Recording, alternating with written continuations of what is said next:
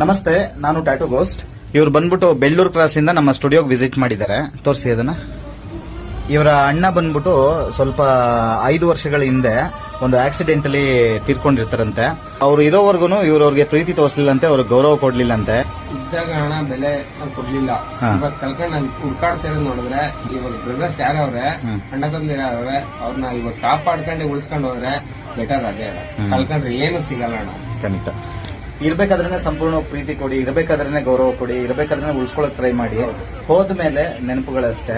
So ಇವರು ಇರಬೇಕಾದ್ರೆ ನನ್ ಗೌರವ ಕೊಡ್ಲಿಲ್ಲ ಅಣ್ಣ, ಇವಾಗ ಅವ್ರು ಹೋದ್ಮೇಲೆ ಅವ್ರ ಪ್ರೀತಿ ಏನು, ಅವರ ರೆಸ್ಪೆಕ್ಟ್ ಏನು, ಬೆಲೆ ಏನು ಅಂತ ಗೊತ್ತಾಗ್ತಿದೆ ಅಂತ ಹೇಳ್ತಿದ್ರೆ. ನಿಮ್ಮ ರಿಲೇಶನ್ಶಿಪ್ ಅಲ್ಲಿ ಯಾರಾದ್ರೂ ನಿಮ್ಮ ಅಣ್ಣನೋ ಅಥವಾ ತಮ್ಮನೋ ಅವ್ರ ಜೊತೆ ಜಾಸ್ತಿ ಜಗಳ ಮಾಡ್ಕೋಬೇಡಿ. ಈ ತರ ಕಳ್ಕೊಂಡಾಗ ಅವರ ಬೆಲೆ ಅರ್ಥ ಆಗಿ ಅವಾಗ ನೊಂದ್ಕೊಳ್ಳೋದಕ್ಕಿಂತ ಈಗಲೇ ಒಂದು ಪ್ರೀತಿಯಿಂದ ಅವ್ರನ್ನ ತಪ್ಪುಗಳನ್ನ ಕ್ಷಮಿಸ್ಕೊಂಡು ಅಥವಾ ತಪ್ಪುಗಳನ್ನ ಒಪ್ಕೊಂಡು ದಯವಿಟ್ಟು ಮುಂದೆ ಹೋಗ್ರಿ ಅಂತ ಹೇಳಕ್ ಇಷ್ಟಪಡ್ತೀನಿ.